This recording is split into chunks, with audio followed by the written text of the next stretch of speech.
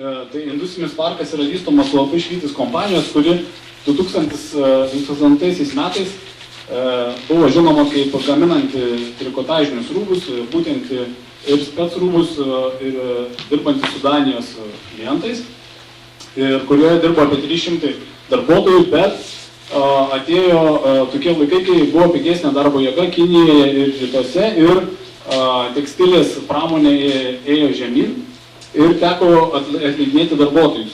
Ir reikėjo galvoti, kokie kryptimi eiti toliau. Taigi pastebėta, kad Tauragės mieste buvo daug apleistų patalpų, kaip šitos tokios patalpos buvo. Ir Švytis įsigijo šitas nuostabias patalpas. Daugelio reakcija buvo tokia apie šitas patalpas.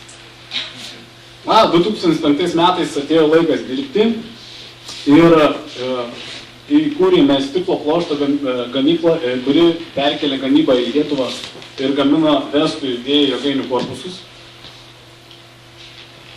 Spec rūbų gamyba iš Švedijos, tai koncernas Trelleborg gamina spec rūbus, įskaitant ir NASA ir kitas tarnybas. Ir tinklų gamyba iš Norvegijos perkelta į Tauragės miestą, industrinį parką. Trumpai paskutinės naujienos, tai Trelleborg Engineering Systems 2009 metais tapo sparčiausiai augusią švedų kapitalo įmonę Lietuvoje. Jinai sumoka, aišku, dabar daugiausia mokesčių į Tauragės miesto biudžetą. Ir klientai yra kaip New Yorko priešgaisrinė tarnyba, NASA, JAV, slaptosios tarnybos, Danijos oro pajėgos, Švedijos pakrančių tarnyba. Egersund Net yra Norvegijos kompanija, kuri gamina spec tinklus, gamina tos tinklus lašišos augintojams, kurie įleidžia šitos tinklus į jūrą ir taip auga lašišos, bet ten yra labai daug rankų darbos, dėl to ypatingai auga darbuotojų skaičius ir jie stipriai plečiasi. Na ir Tauraplastas, tai, kaip minėjau, daro vėjo jėgainių korpusus. Pagrindė Vestui yra Vestas klientas.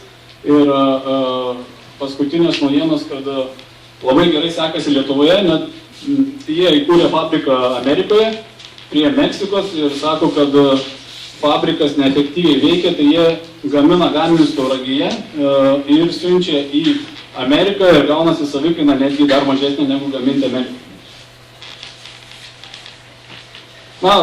Šiais praeitais metais apsilankė premjeras, pristatė industrinį parką kaip pavyzdį, kad tai įmanoma pasiekti privačiom iniciatyvom tikslus ir pritraukti investuotojus. Taigi, Tauragės industrinis parkas daro ir socialinius projektus. Trumpai pristatysiu, mes su vietos menininkais ir vietos bendruomenė esame įvairių renginių darę. 2007 metais su fotografais pagrinde buvo iniciatoriai Tauragės fotoklubas Fotojūra ir jo narys Gediminas. Darėm renginį, kuris vadinasi Industrija numeris 5. Tai pramonės patalpose buvo įrengtas ekspozicija, kur galėjo žmonės matyti fotografų darbus. Gal pabandysim paleisti, jeigu paleisim. Čia tas nepasileidžia. Čia padarėme socialinį renginį jaunimui. Mieste ant ledo žiemą nėra ką veikti Tauragėje, tai nuvalytas ledas ir padarėm čiuožyklą ir diskoteką ant ledo. Penktadienį nuo 18 valandos ant Zulpės ledo. Ledus irgi skaidrios lempos, o padėtį kontroliuos laisvo ploto didžėjai. Tad šiltai apsirenk, griebk roges arba čiūžas ir gerai pasilinksmink. Renginio globėjas Linas Stamkus. Organizatoriai Laisvas plotas ir Tamlynas Kudis. Gerą garsą ir apšvietimą garantuoja muzikos servisas. Ateik.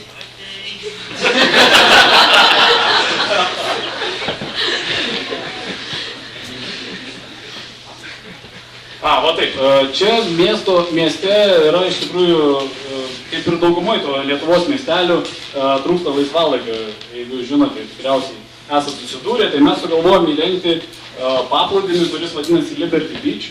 Sukėlėm daug smėlio, apie 100 automobilių ir padarėm paplūdimį. Čia 2012 metais darėm Lesė grįžta projekto koncertą paplūdimyje ir surinktos lėšos buvo skirtas gyvūnų globos kompanijai.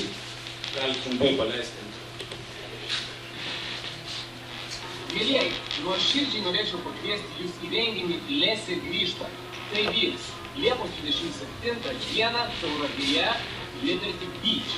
Dainuosiu aš, Linas Adomaitis, taip pat labai geros grupės tokios kaip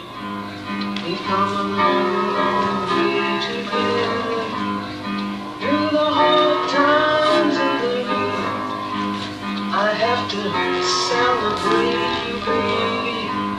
I have to praise you like I should. Susitiksim tenai. Yra esminis momentas, kad tai yra privatus pramonės parkas ir viskas padaryta iš privačių lėšų, tai yra kaip privalumas, nes viskas vyksta daug greičiau ir kiekvienam investuotojui yra individualus dėmesys. Taigi yra konkurencingos patalpų kainos, nes yra mažesnėme miestelėje nei, tarkim, Sostinė ar uostas Klaipėda. Atlyginimai mažesni, tai čia yra kalbama apie standartinių darbuotojų atlyginimus, kvalifikuotų vadovų atlyginimai yra panašus, netgi kartais aukštesni Tauragės mieste, bet paprastų darbuotojų iš tikrųjų gana nemažai yra ir jų atlyginimai yra mažesni nei kitose Lietuvos miestuose ar, tarkim, didmiesčiuose. Ir įrengtos patalpos. Tauragės industrinis parkas turi 30 000 kvadratinių metrų gamybinių patalpų ir kai kurias galim pritaikyti per 2 mėnesius ir investuotojas gali įkurti gamybą per 2 mėnesius. Taigi nemokamai taip pat yra įmonės įsteigimas, nemokama darbuotojų paieška ir nemokamas konsultavimas.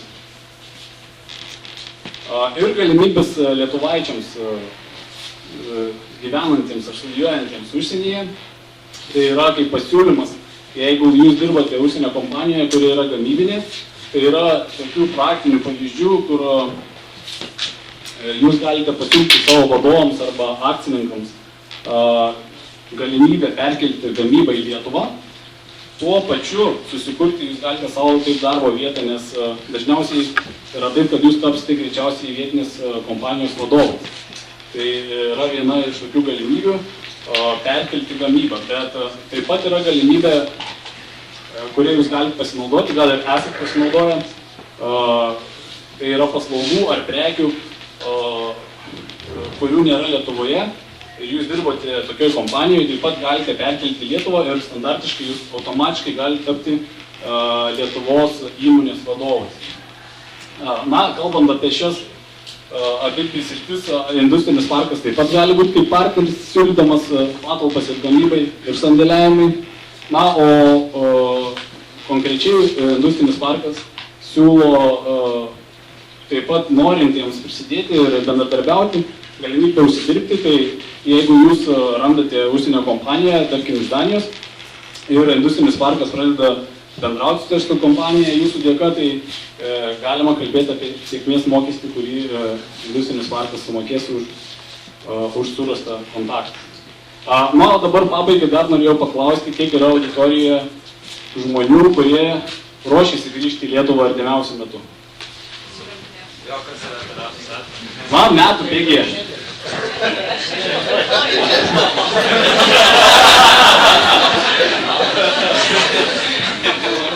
Tada kitas klausimas, kiek yra norinčių grįžus įkurti savo verslą? Beveik daugiau negu norinčių grįžti. O kiek yra norinčių įsidarbinti, geras darbo sąlygas gauti Lietuvoje?